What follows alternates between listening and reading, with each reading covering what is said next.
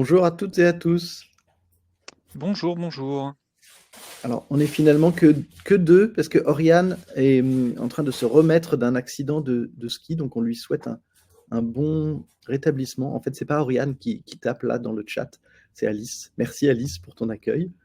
Euh, Louis, tu veux démarrer, raconter si vous voulez poser des questions. Bonjour, bonjour. Oui, Si vous voulez poser des questions dans le chat ou intervenir, vous le dites, il n'y a aucun problème. On va faire de notre mieux on sans va se Oriane. faire. C'est ça. On va donc juste pour vous, peut-être pour que vous resituiez. Donc, on est ici à l'invitation d'Oriane pour venir un peu challenger sur, en gros, le numérique, enfin le terme de numérique responsable et pas mal de choses qui tournent autour. Et donc, nous venons d'apprendre l'accident qui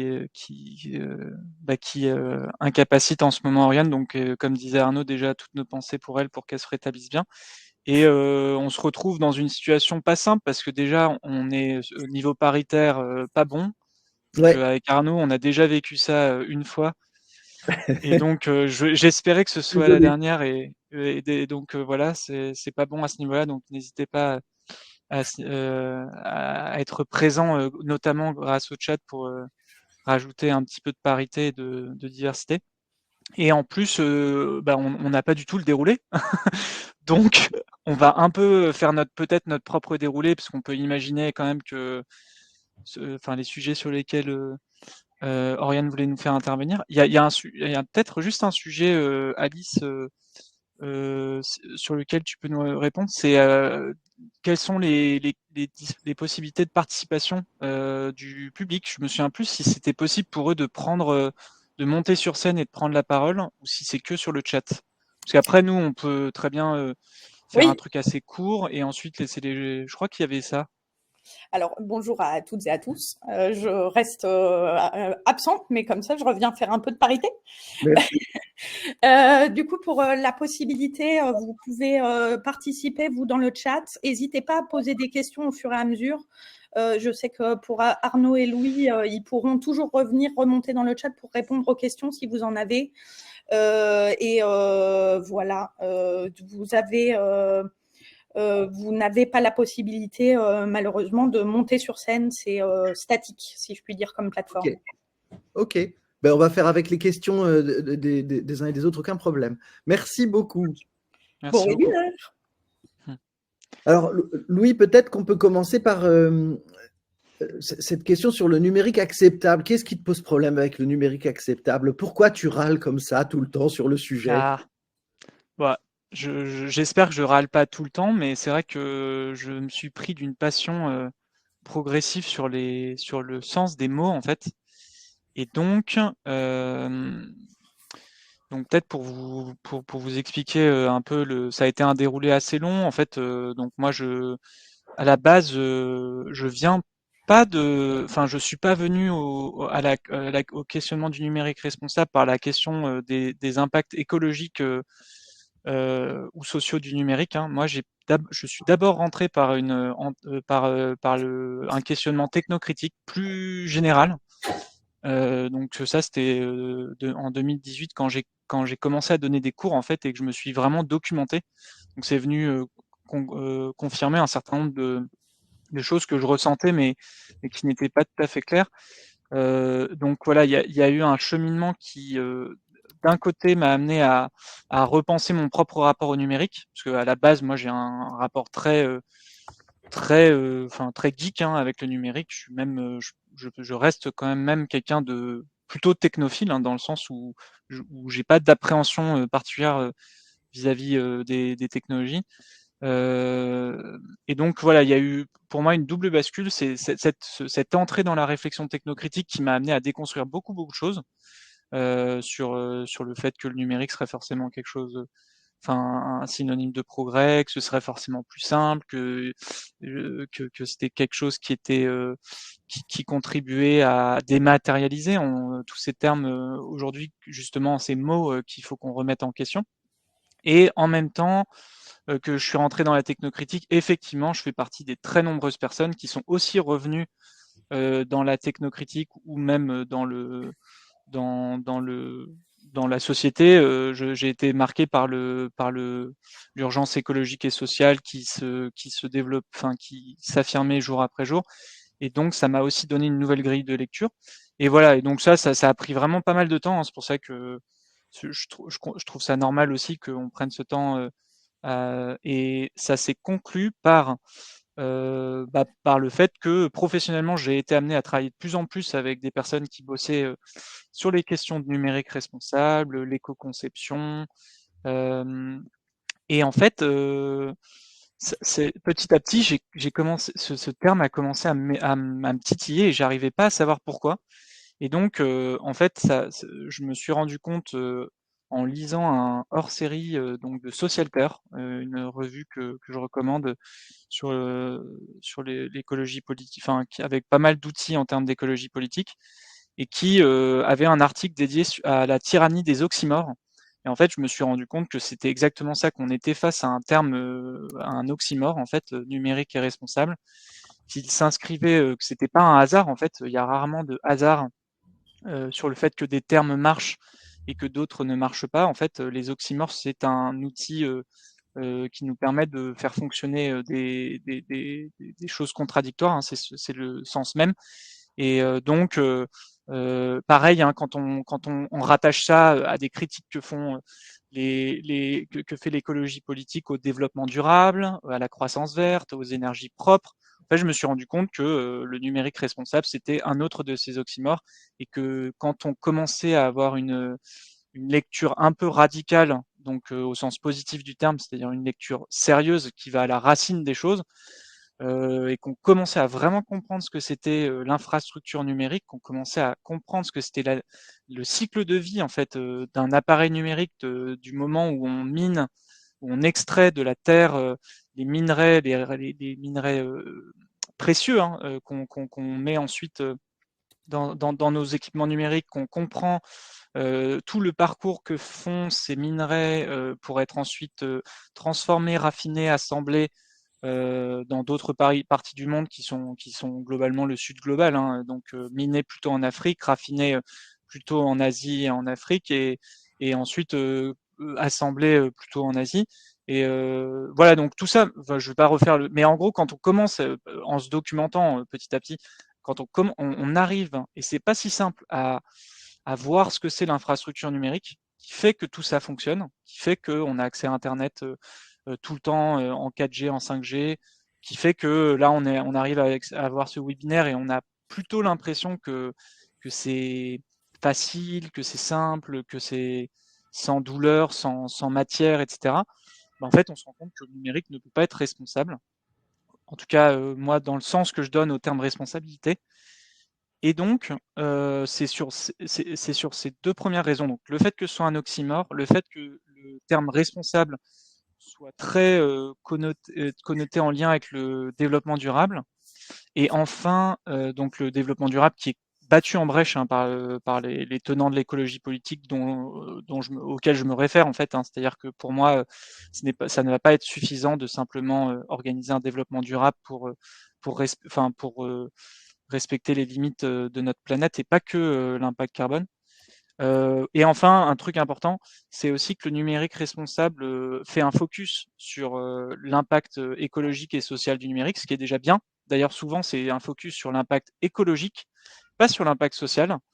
Faut quand même pas se mentir, les outils numériques qu'on a, c'est vraiment un résultat d'exploitation humaine, un peu comme on s'en rendait compte de temps en temps sur les vêtements à 10 euros qui étaient construits dans des immeubles qui s'écroulent dans des pays d'Asie. Enfin, c'est un peu du même ordre.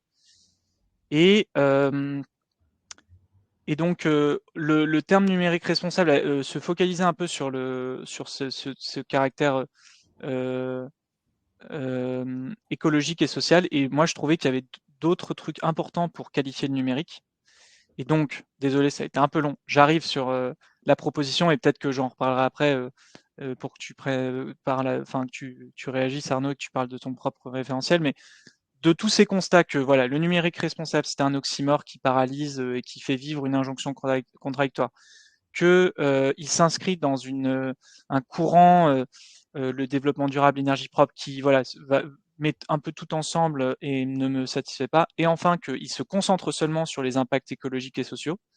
J'ai voulu proposer un terme qui me paraissait, mais après, tout en n'étant pas sûr que ce soit le bon, hein, j'ai voulu proposer un terme qui était plus, qui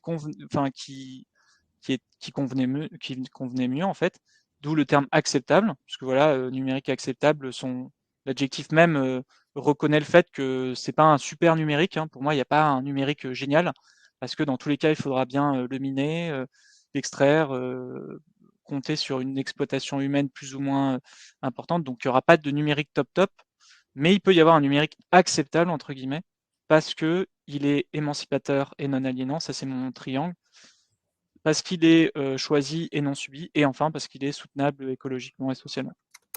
Voilà. Et donc Arnaud, toi, on a eu en même temps des réflexions un peu en allant dans des chemins différents, mais assez proches. Comment tu réagis à ça et comment toi t'en es venu à ta propre réflexion, quoi? Alors, j'ai partagé dans le chat le schéma et l'article, le triangle sur le numérique acceptable. Et puis, il y a une réaction d'Alice. Le numérique responsable n'est pour moi pas un oxymore. Il s'inscrit contre la commercialisation importante. J'achète, je jette, j'achète. Le numérique n'est ni responsable ni irresponsable. D'où le fait que je ne crois pas à l'oxymore énoncé. Le numérique est juste un domaine. Alors, peut-être que je peux donner quelques éléments parce que je ne sais pas le niveau d'information de toutes les personnes qui sont là aujourd'hui. Merci d'ailleurs à toutes et à tous d'être là. Donc aujourd'hui, 10% de la consommation électrique mondiale vient des services numériques. Il y a différentes sources dans ce que je vous donne, beaucoup d'ADEME, différents rapports. Mais, si Internet était un pays, il serait le 3e plus gros consommateur d'énergie au monde après les USA et la Chine. 2,5% de l'empreinte carbone de la France vient du numérique. 65 à 90% du problème vient de la fabrication des équipements, les téléphones, les ordinateurs, les tablettes qu'on utilise. C'est 3 à 4% des émissions de gaz à effet de serre dans le monde, c'est plus que l'aviation. C'est à cause des montagnes de déchets non recyclés, difficilement recyclables, qu'on exporte dans le sud global. Et surtout, le plus grave de tout ça, c'est que ce sont des trajectoires qui sont en forte croissance.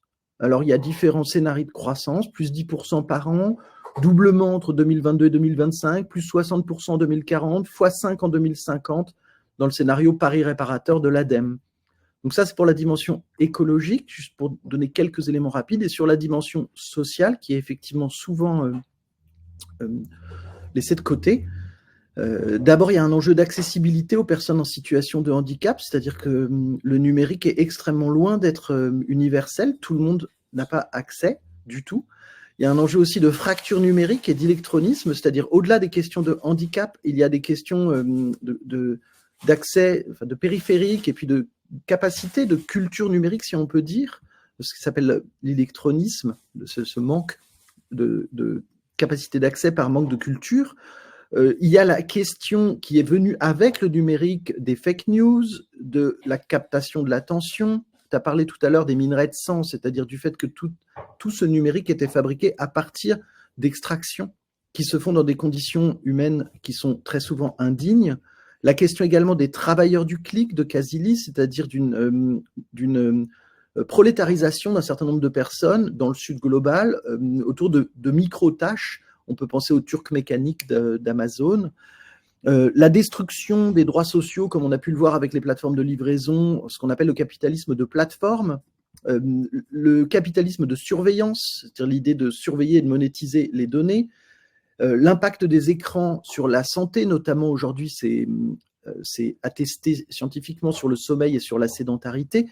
Et puis la question qu'on entend beaucoup, c'est assez fatigant, mais il y a quand même une réalité, des intelligences artificielles et des divers impacts des intelligences artificielles. Donc, Alice, par rapport à cette question, est-ce que le numérique aura une forme de neutralité? Ça dépend un peu de ce qu'on en fait. Moi, je ne crois pas.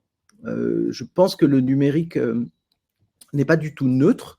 C'est quelque chose qui est intrinsèquement, ce sont des dispositifs sociotechniques qui sont politiques et qui intègrent une dimension, une vision du monde.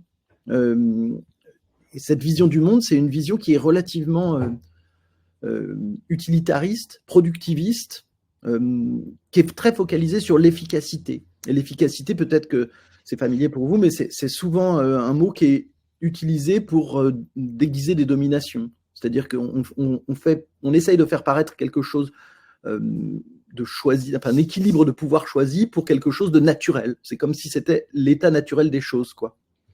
De l'accessibilité numérique qui devrait être un élément prioritaire dans les créations. Si l'outil numérique répond à tous, donc est bien pensé, il est utile à tous.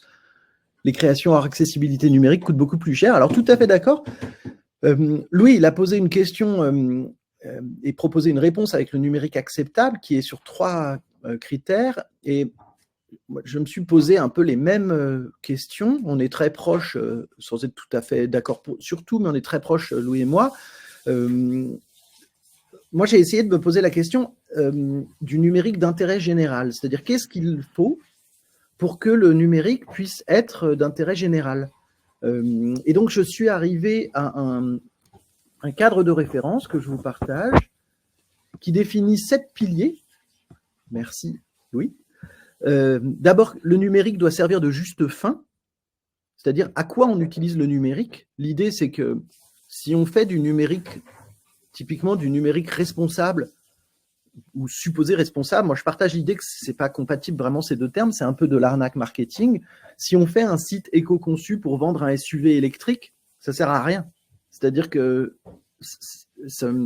on optimise un truc qui ne devrait juste pas exister. C'est-à-dire qu'il n'y a pas de besoin humain à tester dans le donut de 4 hours pour un SUV. C'est un véhicule, non pas qu'il n'y ait pas besoin des métiers qui aient besoin de pick-up, mais pour se promener en ville ou aller acheter du pain, on n'a pas besoin d'un véhicule qui va faire 2 tonnes. Il n'y a aucune réalité à ça. Donc, cette première question des justes fins, elle est pour moi extrêmement importante et c'est souvent un angle mort dans les référentiels parce qu'on considère en fait qu'on est un peu en posture d'exécutant, c'est-à-dire les techniciens font de la technique et les designers font du design.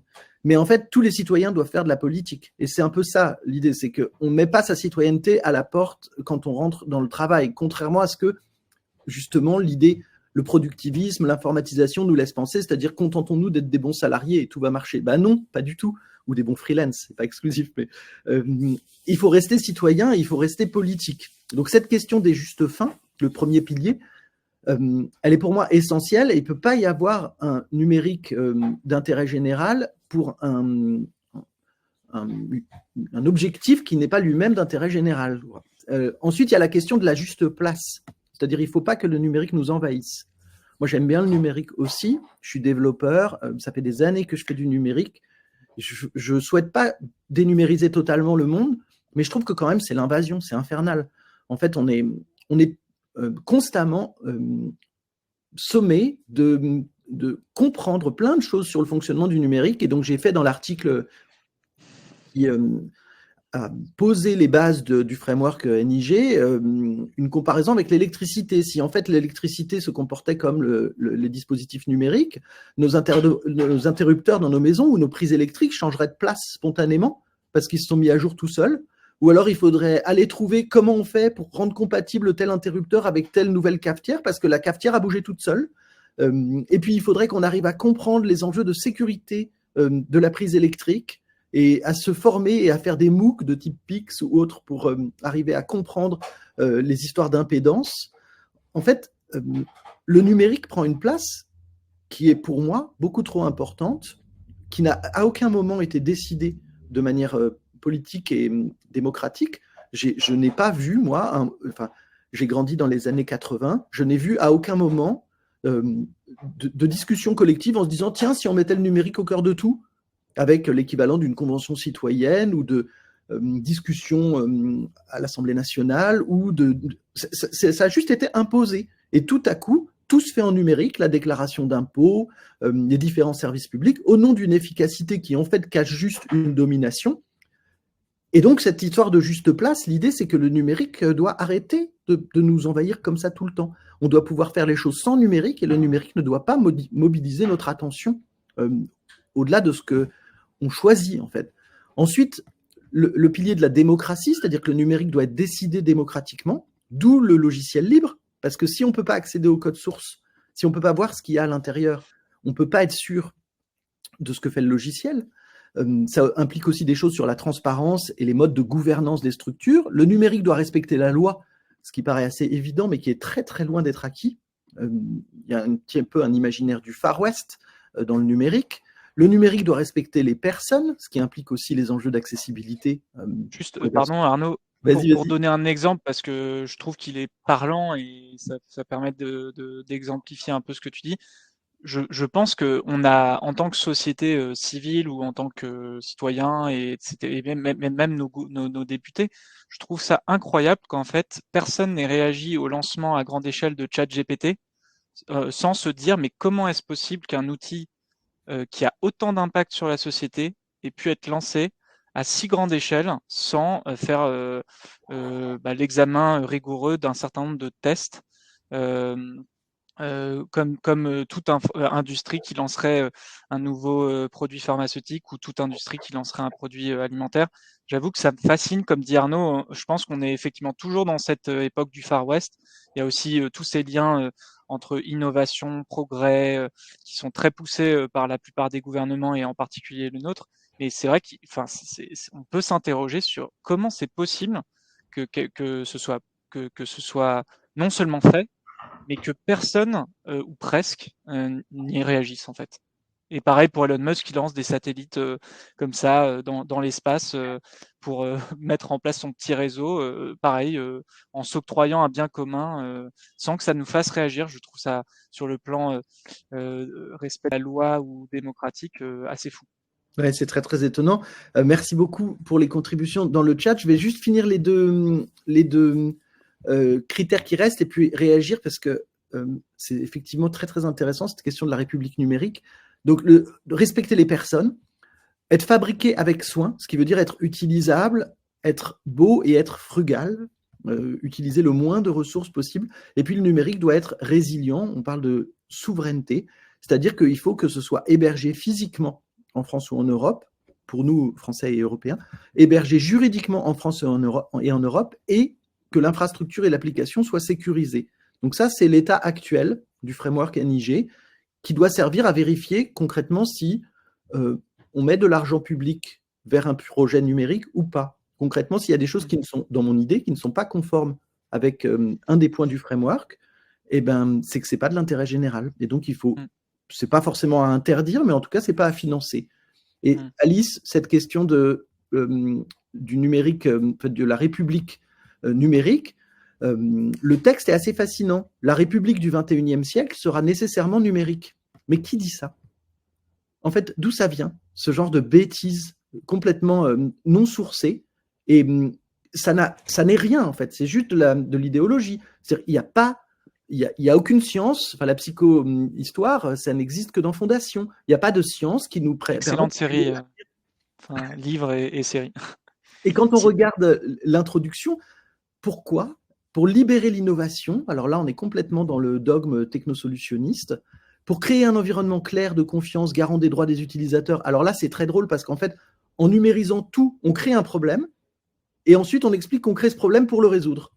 Donc pour moi ça ne marche pas du tout. Et construire une république numérique ouverte et inclusive. Alors moi je préférerais une république ouverte et inclusive.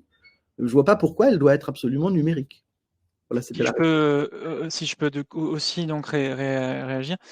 N'hésitez pas, hein, donc Alice est très active et c'est cool, ça nous permet de rebondir, mais n'hésitez pas, je vois qu'il y a Stéphanie aussi et je suis assez d'accord avec elle. En gros, Alice, tu as prononcé d'ailleurs de toute façon les deux mots qui, de manière générale, qu'il faut qu'on creuse un peu parce que, et peut-être ensuite partir un peu dans du concret sur nos différents référentiels, mais en fait, le numérique, ça veut rien dire. Et les IA, ça veut rien dire. En fait, on a un problème aussi dans notre discipline, hein, j'en reviens au sens des mots. Le numérique, ça ne veut rien dire. En fait, le numérique, c'est autant un drone tueur que mon site web qui est hébergé sur WordPress, c'est autant Facebook que Wikipédia, c'est autant aujourd'hui un vidéoprojecteur HDMI qu'une imprimante 3D. Ça ne veut vraiment rien dire. Donc moi, j'ai envie de dire, en fait, de quoi on parle. Les IA, c'est pareil, ça ne veut rien dire. Les IA, c'est même un terme qui est flou, qui désigne autant des concepts qu'une pratique de recherche, qui a plein de ramifications. En fait, pour répondre à ta question, c'est les IA qui vous dérangent. En fait, de quoi on parle? Moi, si on dit qu'on bâtit des modèles qui permettent d'avoir une météo beaucoup plus fiable pour nous préparer au changement climatique, ok. Et on arrive sur ma logique du numérique acceptable. Est-ce qu'on le choisit ensemble de le faire? Est-ce que c'est soutenable? C'est-à-dire est-ce qu'on a les moyens de fabriquer, entraîner, maintenir ce genre d'intelligence artificielle? Et voilà. Et donc là, moi, j'ai aucun problème avec ça. Le numérique, pareil.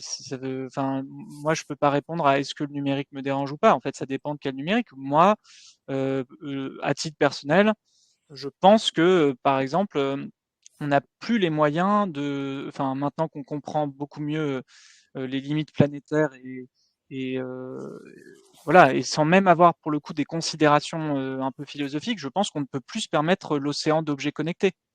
Parce que pareil, dans la logique de numérique acceptable, je pense qu'il faut bien distinguer deux échelles. Il y a une échelle qui est l'échelle de la soutenabilité, en fait, de quelles matières premières nous disposons dans notre sol et quelle énergie ça nous coûte d'aller les chercher. Hein, comment on fait pour aller chercher des minerais, sachant qu'aujourd'hui on recycle rien, d'ailleurs c'est très compliqué en fait. Hein, là aussi, il faut se rendre compte aussi de nos limites. Et après, il y a une échelle un peu plus philosophique, un numérique émancipateur, un numérique choisi. Mais si on se concentre sur ce qui est une contrainte, c'est-à-dire la soutenabilité et le fait qu'on ait juste de la matière première, il faut aussi qu'on se pose la question de est-ce qu'on peut vraiment monter, je sais pas, donc voilà, je prenais l'exemple des objets connectés, mais est-ce qu'on peut continuer à avoir des objets connectés, peut-être même des smartphones, sachant qu'on a de moins en moins de matières premières et qu'on a aussi besoin de ces matières premières pour fabriquer des éoliennes et des panneaux photovoltaïques, qu'on en a besoin pour nos IRM dans les hôpitaux, qu'on en a besoin en fait dans tout aujourd'hui, puisqu'on a électronisé et numérisé la société. Voilà, donc c'est un peu ça la question. Et pareil pour les IA, en fait, il faut distinguer. J'avoue que moi, je suis à titre personnel pour un boycott total, mais sur tous les plans, hein, des intelligences artificielles dites génératives, type ChatGPT et compagnie, parce que pour moi, elles ne répondent pas à mon référentiel du numérique acceptable. Elles sont insoutenables écologiquement et socialement. Elles ne sont pas émancipatrices puisqu'elles aliènent en réalité les travailleurs et les travailleuses qui en fait vont utiliser des outils qu'elles ne comprendront pas. Donc on va vraiment devenir, comme aurait dit des chercheurs ou des penseurs comme Simondon ou Illich, on devient vraiment esclave de la machine au lieu d'être le maître en fait de son outil de travail, hein, ce qui était le cas des artisans. Et donc voilà, je pense qu'il faut qu'on se donne, et c'est un peu nos travaux communs avec Arnaud, c'est de se dire, en fait, il faut qu'on se donne des outils pour décider collectivement de telle technologie numérique, de tel outil. Et c'est là où il faut être fin. Tel IA, qu'est-ce qu'on garde, qu'est-ce qui est utile, qu'est-ce qu'on peut maintenir, encore une fois, d'un point de vue soutenabilité. Et c'est un peu dans ce sens-là qu'on travaille sur nos référentiels pour radicaliser un peu le sujet, parce que sinon, quand on parle de numérique responsable, c'était un peu notre point de départ, on se retrouve à dire oui, ben en étant peut-être un peu mieux éco-conçu, si on augmente la durée de vie de 1 ou 2 ans de notre smartphone, on règle le problème. Ah, en fait, non, pas du tout. Mmh. Voilà. Ouais, Alice, tout à fait. C'est des choix politiques, c'est carrément ça. En revanche, je pense pas que ce soit l'outil. Enfin, il y a l'idée de Stigler du pharmacon, c'est-à-dire qu'une même chose peut être à la fois un remède et un poison. Mais au-delà de ça, les outils souvent encapsulent une pensée, une vision du monde, qui est en fait une pensée politique. Et la vision qui est encapsulée dans le numérique, c'est une vision qui est relativement utilitariste et productiviste. Ça simplifie les choses à un niveau qui est assez fou. Moi, j'aime bien les IA pour le potentiel, les IA génératives type Midjourney ou ChatGPT. Je trouve que créativement, c'est extrêmement drôle, ça fait n'importe quoi, c'est vraiment très marrant. Maintenant, je suis aussi très embêté par les questions écologiques et les questions sociales. Il y a un truc qui me paraît surprenant sur ce débat sur les IA, c'est que justement, Maureen dit ça peut être très intéressant pour la médecine. En fait, à la fois oui, et en même temps, c'est absolument pas fiable et les algorithmes ne sont pas du tout explicables. C'est-à-dire qu'on va avoir un résultat. Je ne sais pas si vous avez fait l'essai de vous demander à ChatGPT de vous construire un argumentaire et de vous citer les sources. Ça ne le gêne pas du tout d'inventer des sources qui n'existent pas. Et c'est hyper drôle quand on y réfléchit. Il vit dans un... Enfin, déjà, il n'y a pas de « il », c'est juste un dispositif statistique. Et en fait, quand on réfléchit à des choses qui comptent pour nous, les gens qu'on aime, la vie qu'on a au quotidien. En fait, on n'est pas des taux d'erreur. Ça ne se limite pas à juste être un petit peu... être à peu près sûr, même cette vision statistique, c'est très proche d'une vision d'informatisation du monde. On n'est pas des statistiques, en fait. On est des êtres vivants fragiles sur une petite poussière dans une galaxie de banlieue, comme disait Hawking. C'est beaucoup plus poétique que ça, quoi. Donc non, l'outil n'est pas neutre, je crois pas.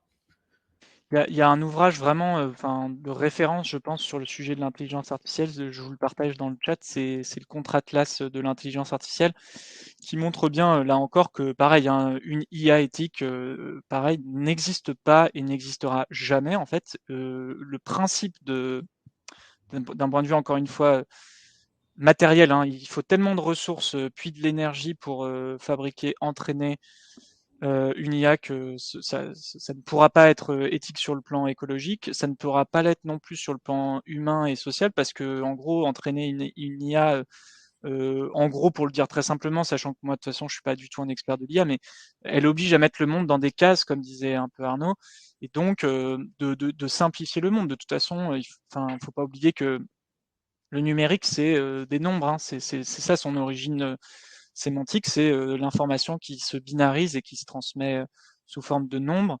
Et ça, c'est indépassable, en fait, qu'on soit sur du logiciel libre, d'ailleurs, qu'on soit sur du numérique responsable, acceptable, éthique. En fait, l'ordinateur est une machine complexe, ultra complexe, mais qui simplifie le monde. C'est-à-dire que quand on répond à un formulaire, vous êtes obligé de répondre aux propositions du formulaire. Vous ne pourrez pas gruger et ruser le formulaire comme vous auriez pu le faire avec une personne qui vous aurait posé les mêmes questions. Et donc, quand on entraîne une IA, on est dans cette logique-là. Donc voilà, je vous conseille vraiment la lecture de ça. Ouais, pardon, vas-y Arnaud. Il y a des choses tout à l'heure, quelqu'un posait dans le chat l'idée de se centrer sur les données. Alors ça m'a fait penser, en fait, Bruno Latour disait qu'on devrait les appeler des obtenus plutôt que des données.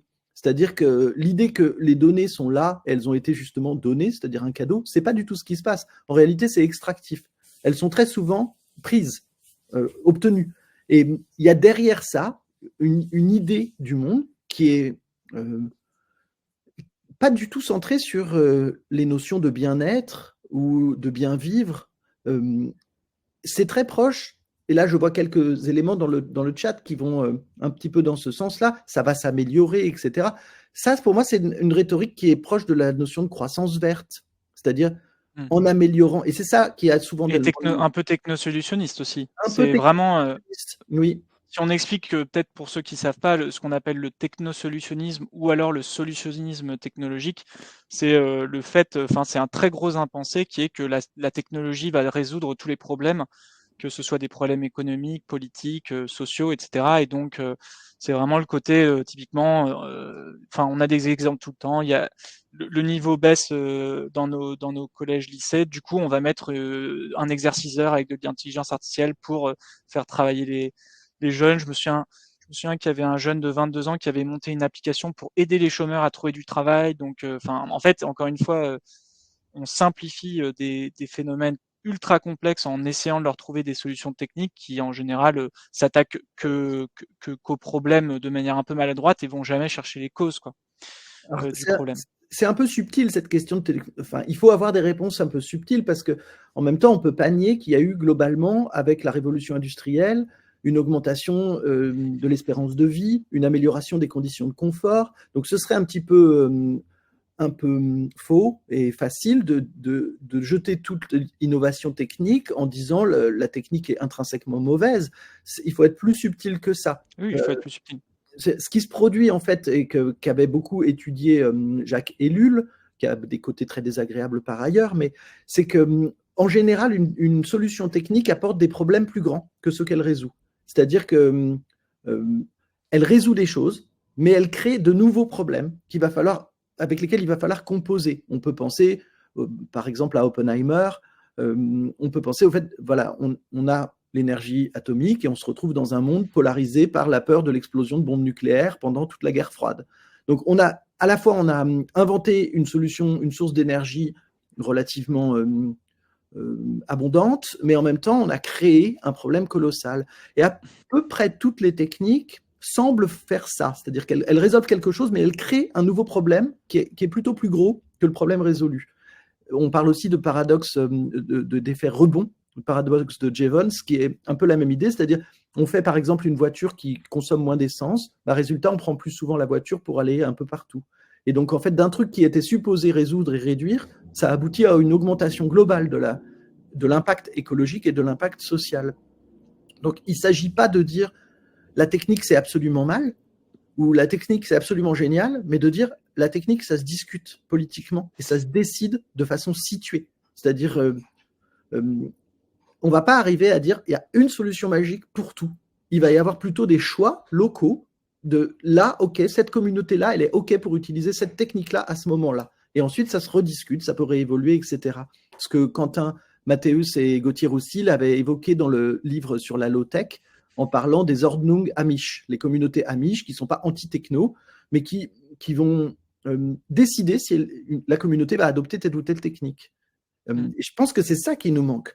Ce n'est pas une réponse magique ou des startups, ou non, les startups, c'est assez agaçant. C'est plutôt que il faut discuter et décider politiquement si on veut une technique ou si on ne la veut pas. Voilà, Louis a un avis sur l'IA générative, moi j'en ai un qui est différent, mais en fait, c'est nous, toutes et tous, en tant que population, qui devons décider si ça nous convient ou pas. Et en se basant effectivement sur des critères qu'on a besoin un petit peu d'objectiver. Hein. C'est pour ça que je reviens vraiment aussi sur, parce que je vois les échanges qui se font,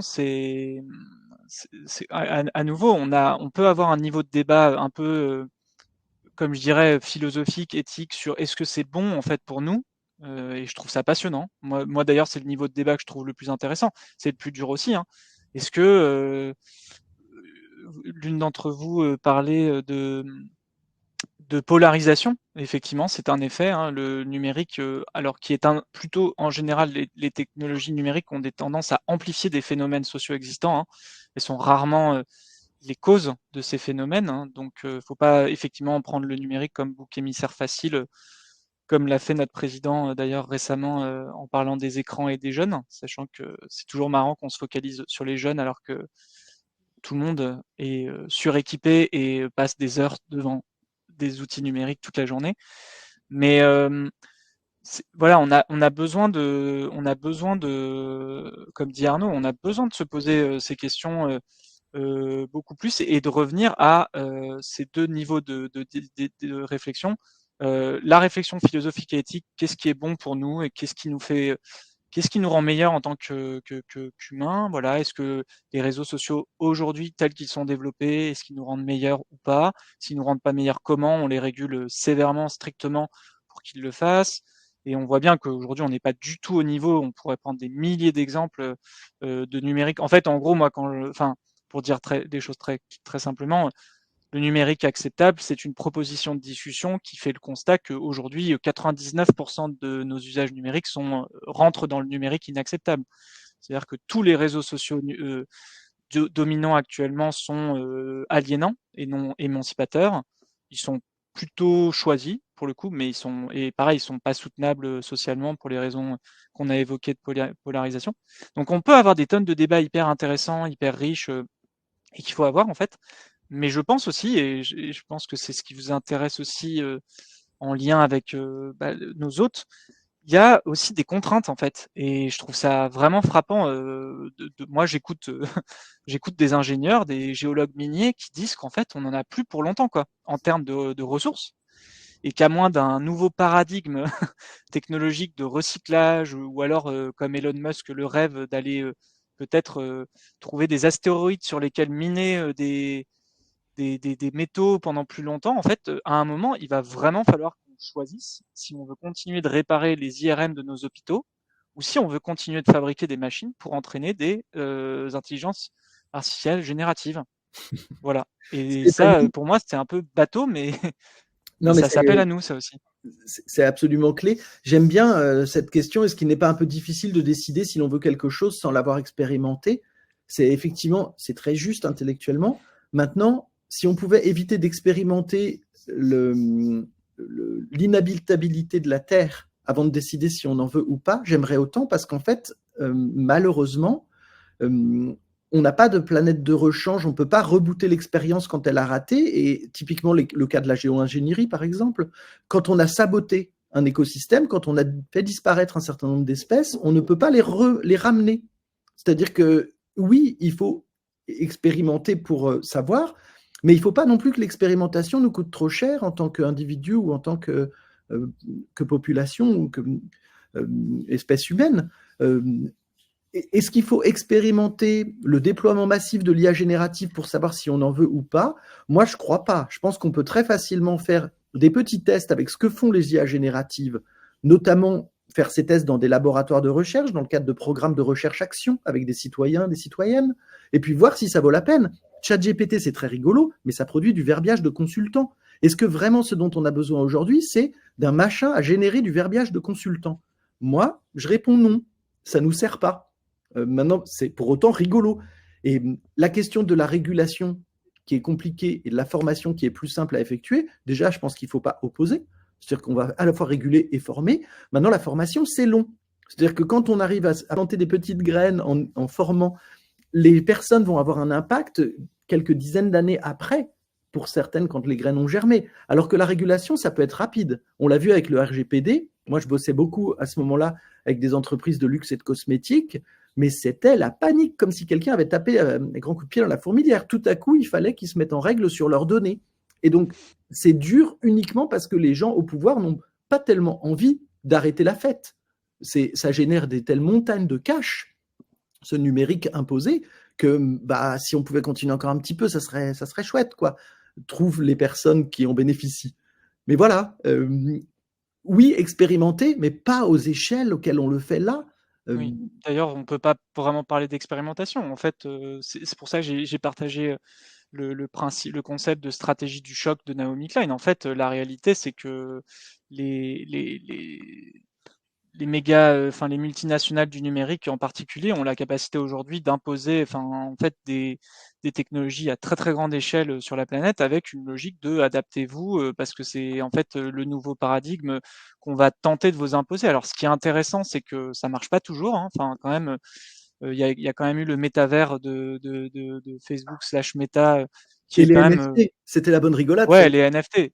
Enfin, franchement, ouais, mais les NFT, c'était pas aussi lancé en mode grand public que le métavers qui devait être la révolution. Enfin, et ça, je pense que ça a été un énorme fail d'une tentative d'imposer une technologie grand public.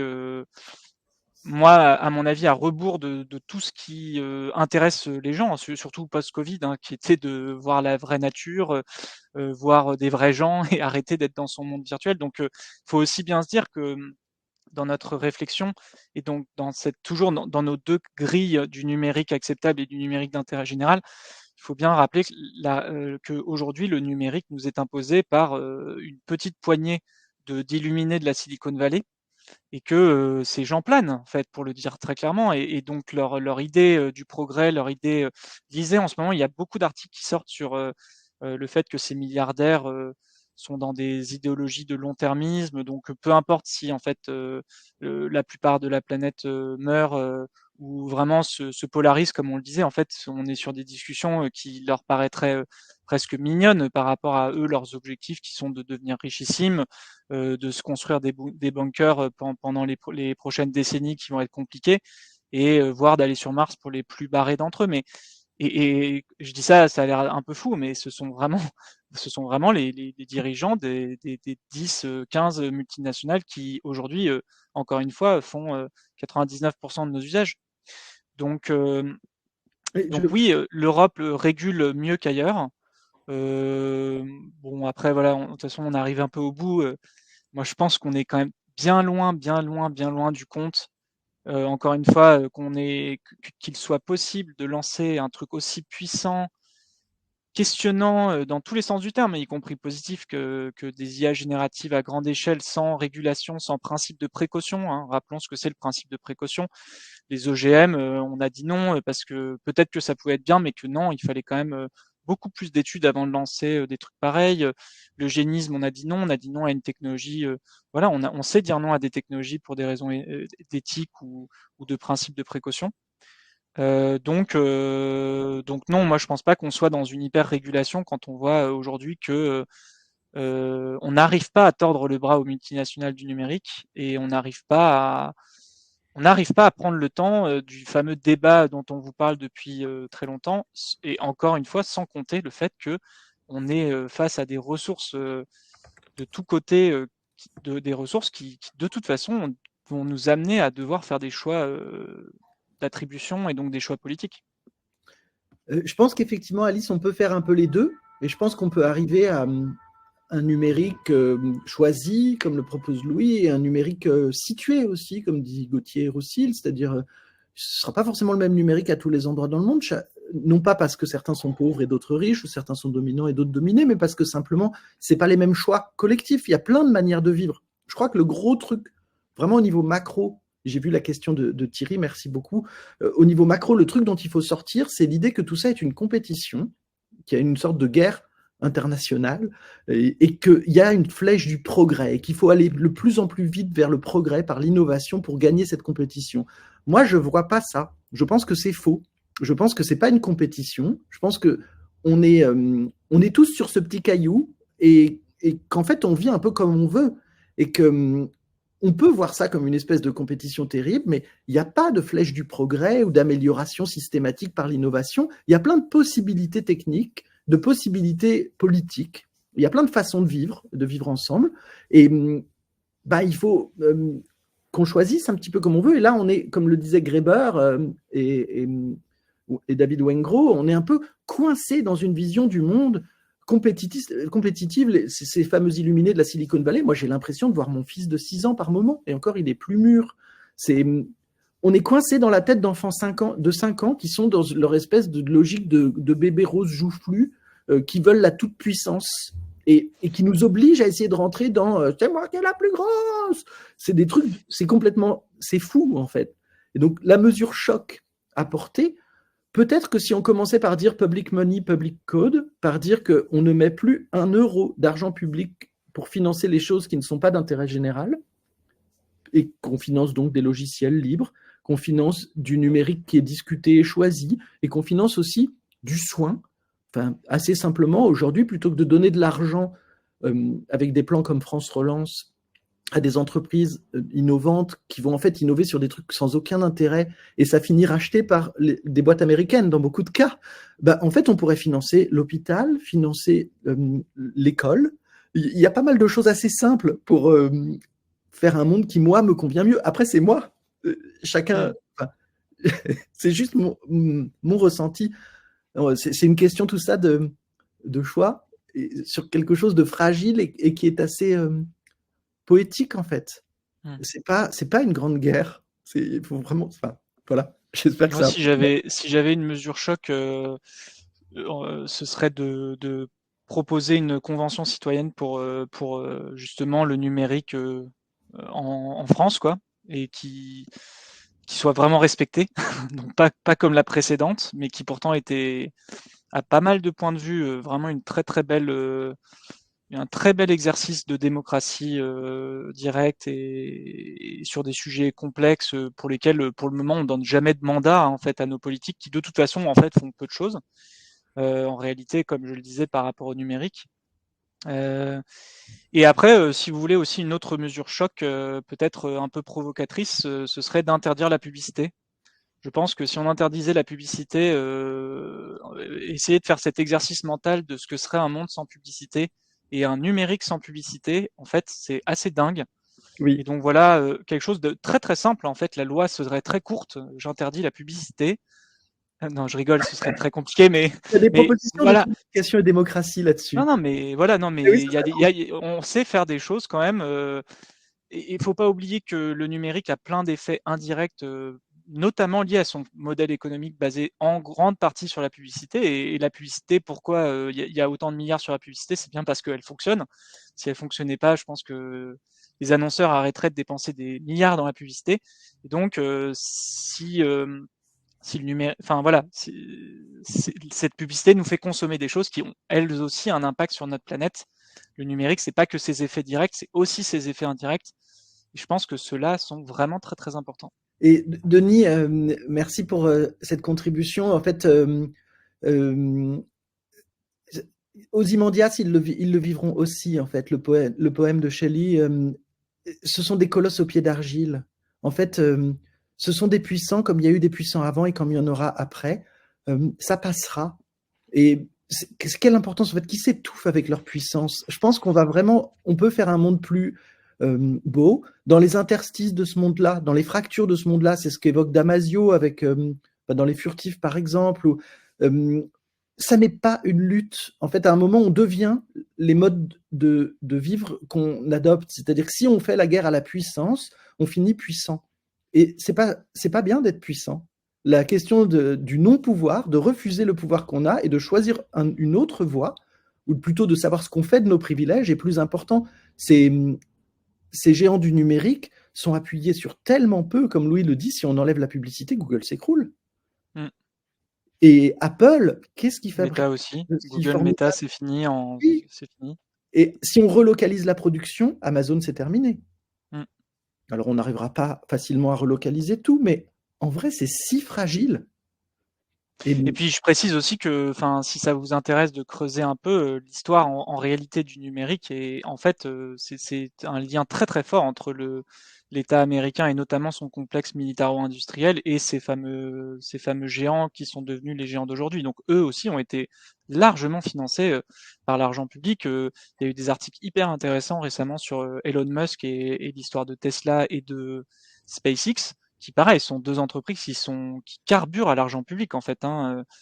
Voilà, et bon, on dit souvent, vous savez, on socialise les pertes, on capitalise. Enfin, et après, c'est quoi? Attends, Arnaud, toi tu vas savoir. C'est socialiser les pertes et privatiser les profits. Voilà, privatiser les profits. Et bon, ça marche dans toutes les entreprises, pas que dans le numérique, mais dans le monde numérique, ils savent bien faire ça. Donc voilà. Clairement, c'est un secteur qui, si effectivement on arrivait à se mettre d'accord sur une démocratie technique de voilà quel numérique on veut développer et quel numérique on ne le veut pas, le secteur privé serait obligé de se mettre un peu au pas. Mais bon, là, on est face à une vraie volonté, un vrai besoin de volonté politique et ça a été émaillé dans le chat. On est face à une question d'éducation, ça a été dit, formation, éducation. Mais pas qu'une éducation où on vient vous rabâcher des. D'ailleurs, c'est un clin d'œil puisqu'on est sur, invité par une école d'un statut un peu particulier. Mais voilà, c'est pas qu'une formation ou une éducation où on vient vous rabattre un peu les trucs. C'est on vient vous faire réfléchir et vous faire affûter et exercer votre esprit critique, parce que en fait. Ce que Arnaud et moi on pense, à la rigueur, on s'en moque. En fait, ce qui est important, c'est ce que vous pensez. Et on n'aura peut-être pas la même vision d'un numérique d'intérêt général ou d'un numérique acceptable, mais ce qui est important, un jour, très vite, je pense très vite, vu les urgences, ça va être de se mettre d'accord sur ce qu'on veut garder, en fait, et sur ce qu'on priorise, parce que la politique, c'est l'art de prioriser, parce que on est face à des limites économiques, de ressources écologiques et tout, et donc il va falloir un moment, très vite, qu'on fasse ces choix. Alors peut-être pour conclure, les questions de Stéphanie, la remarque de Denis, c'est pas vraiment de l'utopie, c'est ce que Wright appelle la révolution interstitielle. C'est-à-dire que non, on n'arrivera pas à abattre le capitalisme, ou en tout cas, quel chantier et à quoi bon en fait. Par contre, ce qu'on peut faire, c'est mettre en place en parallèle un autre fonctionnement qui nous convient mieux. Et donc comment mettre en place ces conventions citoyennes du numérique, ou ce que moi j'appellerais volontiers des parlements numériques pour décider collectivement, mais je pense qu'il faut le faire localement. Je pense qu'on a une grande partie du pouvoir aujourd'hui vient du fait que on ne se saisit pas, en fait on baisse la tête, on ne se saisit pas du pouvoir qu'on a. Par exemple dans une université ou dans un collège, c'est tout à fait possible de dire on va décider ensemble avec les enseignants, les intervenants, différentes assos locales, on va faire un parlement numérique ou une convention citoyenne du numérique pour décider ce qu'on utilise comme outil ou pas. Est-ce qu'on utilise le NT? Est-ce qu'on met les notes en ligne? Est-ce qu'on utilise le cahier de texte? Et on décide. On peut le faire à l'échelle d'une association, on peut le faire à l'échelle d'une commune, on peut le faire à toutes les échelles, parce qu'en fait, personne ne va pouvoir nous en empêcher. à l'école que je connais assez bien, enfin à l'université que je connais assez bien, il n'y a aucun système hiérarchique fonctionnel. Rien ne marche. Donc les gens font ce qu'ils veulent en réalité. Ce qui fait que les gens ne sont pas conscients, c'est qu'ils ont l'habitude, c'est plutôt des bons élèves, ils ont l'habitude de faire, d'appliquer en fait ce qui a toujours été, en pensant que c'est obligé. Mais en fait, non. C'est un peu cette histoire du roi qui est nu et personne n'ose le dire. Si on veut mettre en place une convention citoyenne numérique à une échelle qu'on choisit, en fait, on va avoir de grandes possibilités de le faire. Et je crois que faisons-le. Voilà, bah du coup on a un peu dépassé, mais vous êtes toujours là, donc je sais pas si Alice tu veux venir conclure, mais sinon moi ça me va d'aller déjeuner, hein. Merci de nous avoir écoutés. On était en roue libre. Si vous avez Ça va, envie... on n'a pas dit trop de conneries, je crois. Non, je voulais vous remercier tous les deux d'avoir assuré vraiment cette conversation. Je l'ai trouvée passionnante. Je ne sais pas pour vous dans le chat, mais c'était passionnant d'avoir, et surtout, vous avez été prévenus au pied levé qu'Oriane ne pouvait pas venir. Donc, franchement, un gigantesque merci à tous les deux. J'espère que ça a passionné tout le monde. Je vois qu'on est encore un petit nombre conséquent. Donc, merci vraiment à tous les deux. Si jamais vous voulez mettre vos profils LinkedIn ou quoi que ce soit dans le chat, n'hésitez pas, parce que je pense que vous avez plein de choses à dire et que ce serait très intéressant pour les gens de pouvoir justement suivre vos actualités. Et oui, il est 13h27, donc déjà, pour ceux qui n'ont pas mangé, bon appétit, évidemment. Voilà, je vois que voilà votre site, votre LinkedIn, c'est parfait. Merci de nous avoir supportés. Et puis, s'il y en a qui ont envie de faire des parlements numériques, des conventions citoyennes, que vous avez envie qu'on en discute, si on peut être utile, enfin, je parle pour Louis, mais Louis et moi, n'hésitez pas à nous contacter. Si on peut aider à quelque chose pour un numérique plus chouette, on sera ravis. Exactement. Ouais. Exactement. Et puis globalement, il y a un fourmillement, enfin si vous voulez passer à l'action à l'échelle individuelle, collective et politique, on n'en a pas parlé, mais il y a beaucoup d'espace et de plus en plus, hein, donc on est quand même, enfin là on est allé sur des échelles un peu théoriques et conceptuelles et un peu philo, mais en réalité il se passe quand même quelque chose dans le monde des technocritiques, dans le monde des alternuméristes, etc. Et donc il y a vraiment beaucoup de manières de vous inscrire dans de l'action à votre échelle individuelle, à l'échelle collective, etc. Donc comme dit Arnaud, n'hésitez pas à nous contacter si ça vous donne envie. Merci beaucoup. Merci. Magnifique Merci, conclusion. au revoir. Très bonne journée, au revoir.